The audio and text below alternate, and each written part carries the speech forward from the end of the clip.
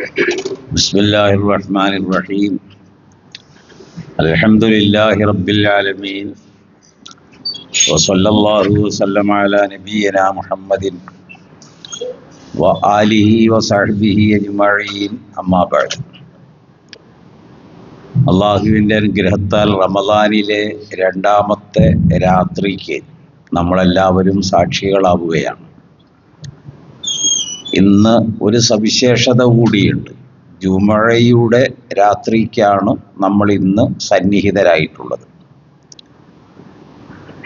ആഴ്ചകളിൽ ഏറെ അനുഗ്രഹിക്കപ്പെട്ട ഒരു ദിവസമാണ് ജുമുഅ. അതുകൊണ്ട് തന്നെ ജുമുഅയുടെ രാത്രിയുടെ ശ്രേഷ്ഠതകൾ പൂർവികരായ മഹത്തുക്കളും ഇമാമുകളും വളരെ സവിസ്തരം പ്രതിപാദിച്ചിട്ടുണ്ട്. ഇന്നലെ 3 ആമീൻ എന്ന് നബി പറഞ്ഞതിൽ 2 ഞാൻ പറഞ്ഞുള്ളൂ. മൂന്നാമത്തേത് നബി സല്ലല്ലാഹു അലൈഹി വസല്ലമയുടെ നാമം ഉച്ചരിക്കപ്പെട്ട ഒരു സദസ്സ്. അവിടെ നബിയുടെ മേൽ റസൂലുള്ളാഹിയുടെ നാമം കേട്ടിട്ട് സ്വലാത്ത് ചെല്ലാത്തവർ, അവരുടെ മേൽ അള്ളാഹുവിൻ്റെ ശാപം ഉണ്ടാകട്ടെ എന്നാണ് ജിബ്രീൽ അലൈഹിസ്സലാം ദുആ ചെയ്തത്. അതിനാണ് ആമീൻ പറഞ്ഞത്. അപ്പൊ നബിയുടെ നാമം അത് വളരെ അത്യുന്നതമായി പരാമർശിക്കപ്പെടുന്ന അവസ്ഥയിലാണ് അള്ളാഹു വിളംബരം ചെയ്തത്. വറഫഅനാ ലക ദിക്റക്, സൂറത്തുൽ ഇൻഷിറാൻ. അലം നശ്റഹ് ലക സദ്റക്, നിന്റെ മനസ്സിനെ ഞാൻ നിനക്ക് വിശാലമാക്കി തന്നു. അങ്ങനെ വിശാലമാക്കി തന്നപ്പോൾ ഉണ്ടായ ഒരു അനുഗ്രഹം, വവളഅനാ അൻക വിസ്റക് അല്ലദീ അൻകല ലഹ്റക്, നിന്റെ പിരടിയെ നടുവ് ഒടിച്ചു കളയുമാറ് ഭാരം നീ വഹിച്ചിരുന്നു. സമ്മർദ്ദം. നബിയുടെ ഓർമ്മ വച്ച നാളു മുതൽ പീഡാനുഭവങ്ങൾ പേറിയാണ് അവിടുന്ന് ജീവിച്ചത്. അബൂ താലിബിന്റെ മരണത്തോടുകൂടി അദ്ദേഹം തികച്ചും ഒരു അനാഥത്വത്തിന്റെ വ്യാകുലതകളെല്ലാം അനുഭവിച്ചയാളാണ്. ദിവസക്കൂലിക്ക് അദ്ദേഹം പണിക്ക് പോയിരുന്നു. അദ്ദേഹത്തിന്റെ 2 ചുമലിലും വലിയ വടി വച്ച് കെട്ടിയിട്ട് 2 ഭാഗത്തും തോൽപാത്രം നിറയെ വെള്ളം ചുമലിൽ ചുമന്നിട്ടാണ് ഈത്തപ്പനകൾ നനയ്ക്കാൻ കൊണ്ടുപോയിരുന്നത്. മദീനയിൽ അനുചരരോട് സംസാരിക്കുമ്പോൾ അഭിമാനപൂർവം ഉത്തരീയം മേൽമുണ്ട് മാറ്റിയിട്ട് തോളിൽ അപ്പോഴും അവശേഷിക്കുന്ന തഴമ്പ് കാണിച്ചു കൊടുത്തിരുന്നു. പണിയെടുത്ത് ജീവിച്ച ഒരാളാണെന്നാണ് ഞാൻ ഈ സൂചിപ്പിച്ചത്. അപ്പൊ അന്നു മുതൽ അദ്ദേഹത്തിന് എതിരിൽ പറഞ്ഞിരുന്ന ഒരുപാട് കാര്യങ്ങളുണ്ട്. അദ്ദേഹം ഒരു ഭ്രാന്തനാണ്. പൂർവകാലഘട്ടത്തിൽ വിരചിതമായ ഇതിഹാസങ്ങൾ എവിടെ നിന്നെല്ലാമോ കേട്ട് അത് ആവർത്തിച്ച് നമ്മളുടെ മുൻപിൽ പറയുകയാണ്. അതിന് ഖുർആൻ ഉപയോഗിച്ച പേര് അസാത്തീറുൽ അവ്വലീൻ.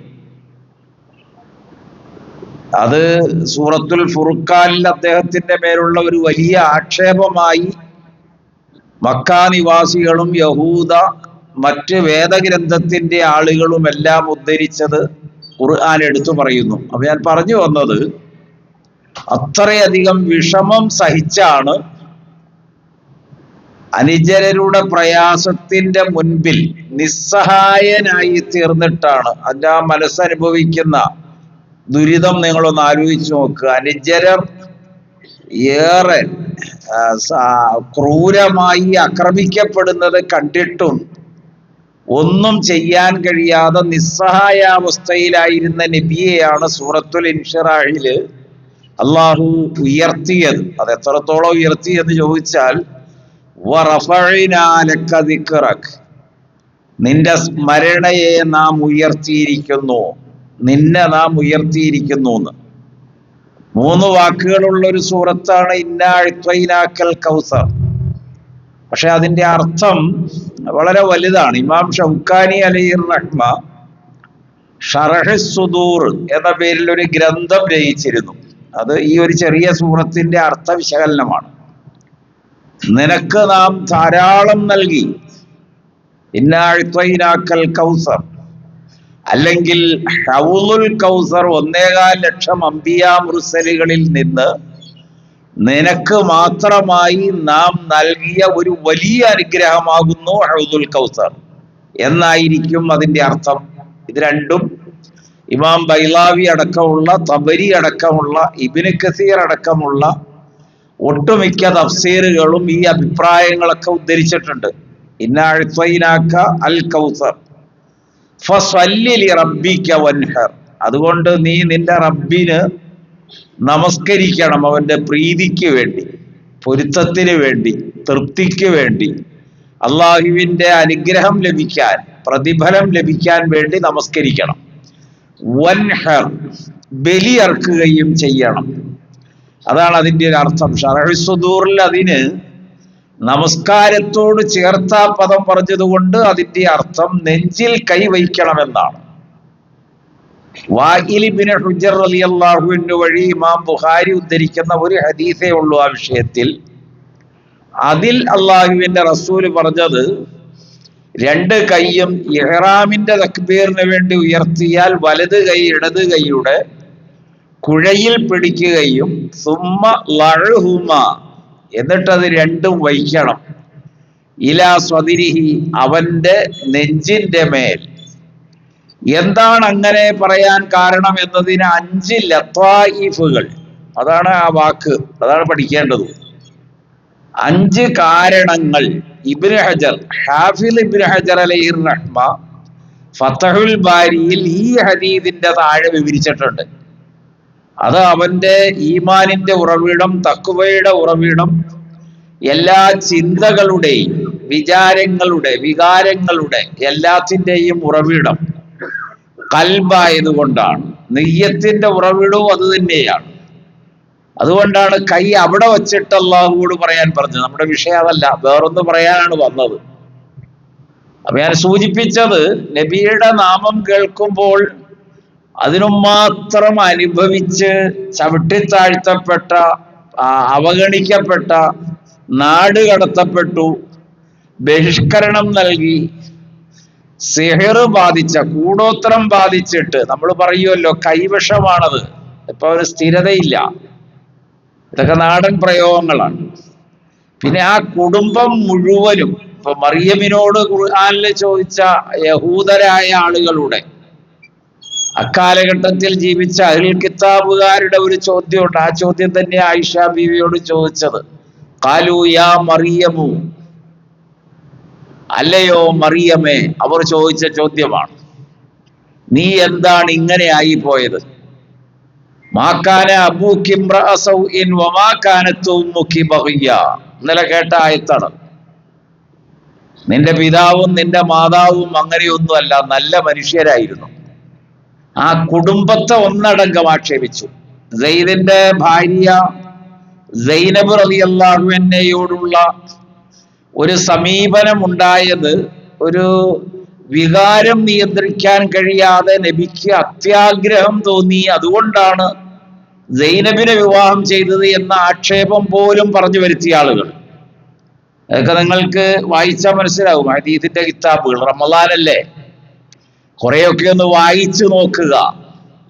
പിന്നെ ഒരു ഉപകാരം ചെയ്യണം, ഒരു പേജ് വായിച്ചിട്ട് മതവിധി നൽകാൻ നടക്കരുത് ആരും.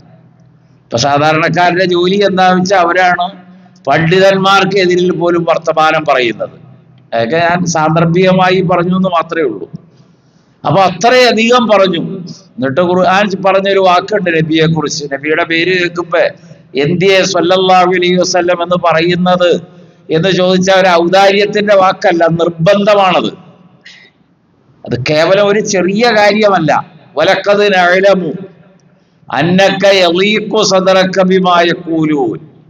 അവര് പറഞ്ഞ് പരത്തുന്ന ഖ്യാതികൾ കേട്ടിട്ട് നിന്റെ ഹൃദയം ഞെരുങ്ങിപ്പോകുന്നു എന്നത് ഞാൻ അറിയുന്നു. അള്ളാഹു പറയാണ്. ആളുകൾ ആ രൂപത്തിലാണ് ഓരോ ദിവസവും പറയുന്നത്.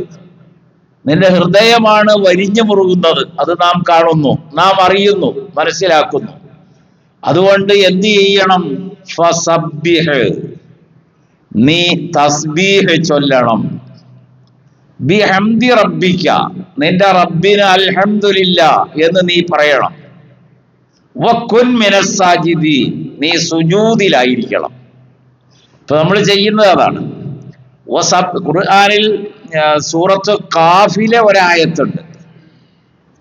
അതിനകത്ത് ഫസബ്ബിഹ് വസബ്ബിഹ് ബിഹംദി റബ്ബിക ഖബ്ല തുലൂഇശ് ശംസി വഖബ്ലൽ ഗുറൂബ് വമിനൽ ലൈലി ഫസബ്ബിഹു വഇദ്ബാറസ് സുജൂദ്. സൂറത്ത് ഖാഫിലെ ഒരായത്തതാണ്. അതുകൊണ്ട് നീ തസ്ബീഹ് ചൊല്ലണം. ആ തസ്ബീഹ് എപ്പോൾ ചൊല്ലിയാലും അൽഹംദുലില്ലാഹ് എന്നത് കൂടെ വേണം. അതൊരു വലിയ സ്തുതി പറയലാണ്. അള്ളാഹു പരിശുദ്ധനാണ്, അവനാണ് എല്ലാ മഹത്വവും, അവന് തന്നെയാണ് എല്ലാ സ്തുതിയും. എന്നെ ഈ അവസ്ഥയിൽ നിലനിർത്തിയതിന്. ഖബ്ല തുലൂഇ ശംസ്, സൂര്യോദയത്തിന് മുൻപ്. വഖബ്ലൽ ഗുറൂബ്, സൂര്യാസ്തമയത്തിന് മുൻപും. വമിനൽ ലൈലി, രാത്രിയിലും. ഫസബ്ബിഹു, നീ അവന് തസ്ബീഹ് ചൊല്ലുക. വഇദ്ബാറസ് സുജൂദ്, സുജൂദിന് പിറകെ. തഹിയ്യാത്താണ് ഇതിന്റെയൊക്കെ അർത്ഥം എന്നാണ്. ഞാനത് വിവരിക്കുകയല്ല. അങ്ങനെ നബിയോട് അള്ളാഹു കൽപ്പിച്ചത് ഇതിൽ നിന്നെല്ലാമുള്ള മോചനം കേവലം നമ്മുടെ ഈ സുന്നത്തുകൾ അനുഷ്ഠിക്കുക വഴി നേടിയെടുക്കാൻ കഴിയുമെന്നാണ്. അതാണല്ലോ നബിയോട് അങ്ങനെ പറഞ്ഞത്. എന്നിട്ട് പറഞ്ഞത് വഅ്ബുദ് റബ്ബക, നിന്റെ റബ്ബിനെ നീ ഇബാദത്ത് ചെയ്യുക. അതെല്ലാം വിട്ടുകളയണം. അതൊന്നും ശ്രദ്ധിക്കേണ്ടതില്ല. ആളുകൾ എന്തും പറഞ്ഞോട്ടെ, എന്തും ചെയ്യട്ടെ. വല്ലാഹു യഅ്സിമുക മിനന്നാസ്, ജനങ്ങളിൽ നിന്ന് അള്ളാഹു നിന്നെ സംരക്ഷിക്കുന്നതാണ്. ആ സംരക്ഷണമാണ് നബിക്ക് അള്ളാഹു വാഗ്ദത്തം ചെയ്തത്. ആ വാഗ്ദത്തത്തിലാണ് നബിയെ അള്ളാഹു മഹത്വവൽക്കരിച്ചത്. അള്ളാഹുവിൻ്റെ ഏറ്റവും ഹബീബ് എന്ന നിലയിലാണല്ലോ നബിയെ ഉപയോഗിക്കുക. ഖലീൽ ഇബ്രാഹിം അലൈഹിസ്സലാമാണ്, കലീം മൂസ അലൈഹിസ്സലാമാണ്. പക്ഷേ ഹബീബ് എന്ന പദം കൊണ്ട് ഉപയോഗിക്കുന്നത് നബിയെയാണ്. ഏറ്റവും ആത്മമിത്രം എന്ന അർത്ഥത്തിലാണ് ആ പദം ഉപയോഗിക്കുന്നത്. അപ്പൊ റസൂലുള്ളയുടെ നാമം എവിടെയും ഭക്തിപൂർവം സ്വലാത്തോടുകൂടി വേണം സ്വീകരിക്കാൻ എന്ന് ഇസ്ലാം പഠിപ്പിക്കുന്നു. നബിയുടെ മേൽ ഏറ്റവും അധികം സ്വലാത്തുകൾ, അതിന് എണ്ണവും ക്ലിപ്തതയൊന്നുമില്ല. അത് വ്യാഴാഴ്ച രാത്രി, വെള്ളിയാഴ്ചയുടെ രാത്രിയായ വ്യാഴാഴ്ച അസ്തമിച്ച് ജുമഅയുടെ മുൻപ് വരെയുമാണ് അത് വർദ്ധിപ്പിക്കേണ്ടത് എന്ന് ഇസ്ലാമിക ലോകത്ത് അഭിപ്രായ വ്യത്യാസമില്ലാതെ എല്ലാവരും അംഗീകരിക്കുന്ന മഹത്തുക്കൾ പഠിപ്പിച്ചിട്ടുള്ള ഒരു പാഠമാണ് എന്ന് എല്ലാവരെയും ഉണർത്തുന്നു. ഒരു കാര്യം കൂടിയുണ്ട്. നെയ്യത്ത് വളരെ വലുതാണ് ഈ നോമ്പിന്. സുന്നത്ത് നോമ്പാണെങ്കിൽ നേരം വെളുത്ത് എഴുന്നേറ്റപ്പോൾ വേണമെങ്കിൽ അത് ചെയ്യാം. അതൊക്കെ ഹദീസുകളിൽ വന്നിട്ടുണ്ട്. അതല്ല നമ്മുടെ വിഷയം. ഫർള് നോമ്പ് അതല്ല, അത് രാത്രിയിൽ തന്നെ വേണം. സൂര്യന്റെ ഫജ്റിന് മുൻപ് നെയ്യത്ത് ചെയ്യണം. അപ്പൊ പഴയ കാലത്ത് നെയ്യത്ത് എങ്ങനെ പറയാം, ചെയ്യാം എന്നത് പദാനുപദം എഴുതിയുണ്ടാക്കിയതാണ് ഫിഖഹിന്റെ കിതാബുകളിൽ. അത് ആശ്വാസത്തിനും സൗകര്യത്തിനും വേണ്ടിയാണ്. അതിനകത്തൊരു ചെറിയ പിഴവ് സംഭവിച്ചിട്ടുണ്ട്. 10 കിതാബിലൊക്കെ മുത്തഫരീദിൽ നമ്മൾ പഠിച്ചത് നവൈത്തു സൗമ ഗദിൻ, നാളത്തെ നോമ്പെന്നാണ്. അപ്പൊ അതിനകത്തൊരു അബദ്ധം എന്താന്ന് ചോദിച്ചാൽ സൂര്യാസ്തമയം കഴിഞ്ഞ ആ ദിവസത്തെ നോമ്പാണ്. അപ്പൊ ഇന്ന് നമ്മൾ രാത്രി നെയ്യത്ത് ചെയ്യണ ഇന്നത്തെ നോമ്പാണ്. നാളെ എന്ന് പറയുമ്പോൾ ശനിയാഴ്ചത്തേക്കാവും. വെള്ളിയുടെ അസ്തമിച്ച് വെള്ളിയാഴ്ച സൂര്യൻ അസ്തമിച്ച് കഴിയുമ്പോഴാണ് നാളെ എന്നർത്ഥം വരിക. അപ്പൊ അത് കരുതിക്കൂട്ടി അവരെഴുതിയതോ ഉണ്ടാക്കിയതോ കൊണ്ട് പറ്റിയതല്ല. അതെല്ലാം ചില സ്ഖലിതങ്ങളാകാം. അത് നമ്മൾ ആരെയും ആക്ഷേപിക്കുകയോ കുറ്റപ്പെടുത്തുകയോ ഒന്നും ചെയ്യുന്നില്ല. നവൈത്തു സൗമ യൗമി റമളാൻ, റമളാനിലെ ഈ ദിവസത്തെ നോമ്പ് ഞാൻ അനുഷ്ഠിക്കുന്നു എന്ന് മനസ്സിൽ കരുതണമെന്നാണ്. ഈ വാക്ക് പറയണമെന്നല്ല. കൽബിയായ ഫർളാണ് നെയ്യത്ത്. ലഫ്ള് നാവ് കൊണ്ട് നെയ്യത്ത് പറയൽ ഇസ്ലാമിൽ 5 കാര്യങ്ങളിൽ ഹജ്ജ് എന്ന 5ാമത്തെ അമലിന് മാത്രമേ നെയ്യത്ത് നാവ് കൊണ്ട് പറയലുള്ളൂ. അത് ഷെയ്ഖുൽ ഇസ്ലാം എഴുതിയത്, അത് സുന്നത്ത് അവന്റെ മനസ്സിൽ അത് ഉറപ്പിക്കാൻ വേണ്ടിയാണ്. നെയ്യത്ത് മനസ്സിൽ കരുതിയത് നവൈത്തുൽ ഹജ്ജ വഹറംതു ബിഹി ലില്ലാഹി തആല എന്ന് പറയുന്നത് വീണ്ടും വീണ്ടും പറയുന്നത് അവന്റെ മനസ്സിനെ ബോധ്യപ്പെടുത്താൻ വേണ്ടിയാണ്. വേറെ ഒരു ഇബാദത്തിലും നാവ് കൊണ്ട് നെയ്യത്ത് പറയണ്ട. അതാണ് നമ്മൾ ശ്രദ്ധിക്കേണ്ടത്. അപ്പൊ എല്ലാ രാത്രികളിലും നെയ്യത്ത് ചെയ്യാം. അല്ലെങ്കിൽ റമളാൻ ഈ മാസം ഞാൻ അള്ളാഹുവെ വ്രതമനുഷ്ഠിക്കുന്നു എന്ന് ഒരു നെയ്യത്തിൽ ഈ പൂർണ്ണമാകും. ഇമാമുൽ ആലം അബൂ ഹനീഫ അലൈഹി റഹ്മയൊക്കെ അങ്ങനെയാണ് അനുചരനെ പഠിപ്പിച്ച. ഇമാം മുഹമ്മദും സുഫറും ഒക്കെ അതാണ് അഭിപ്രായപ്പെട്ടതും സ്വീകരിച്ചതും. എന്ന് പറഞ്ഞാൽ ഒറ്റ നോമ്പിനൊരു നെയ്യത്ത് മതി. റമളാൻ മാസം ഫമൻ ഷഹീദ മിൻകും അഷ്ഹറ ഫൽയസുംഹു, ഈ മാസം ആര് ജീവിച്ചിരിക്കുന്നു ആ മാസം അവൻ നോമ്പെടുക്കട്ടെ എന്ന് ഖുർആൻ പറഞ്ഞത് മാസത്തെ ഒരുമിച്ചാണ്. ഒരുമിച്ച് തന്നെയാണ് അവൻ വ്രതം അനുഷ്ഠിക്കുന്നതും. ഇതാണ് ഇസ്ലാമിക രീതി. അതുകൊണ്ട് നെയ്യത്തിന്റെ കാര്യത്തിൽ ശ്രദ്ധിക്കണം. അതാത് ദിവസമാകാം, ഒരുമിച്ച് നെയ്യത്ത് ചെയ്യാം. ആ കാര്യം ഉണർത്തുന്നു അല്ലാഹു. മുത്തഖീങ്ങളിലും മുഅ്മിനീങ്ങളിലും നാം ഏവരെയും ഉൾപ്പെടുത്തി തരുമാറാകട്ടെ. റമദാനിന്റെ എല്ലാ അനുഗ്രഹവും പ്രതിഫലവും അനുഭവിക്കുന്ന അർഹതയുള്ള മുത്തഖീങ്ങളിൽ അല്ലാഹു നമ്മെ ഉൾപ്പെടുത്തി തരുമാറാകട്ടെ. ربنا آتنا في الدنيا حسنة وفي الآخرة حسنة وقنا عذاب النار. صلى الله وسلم على نبينا محمد وآله وصحبه أجمعين والحمد لله رب العالمين.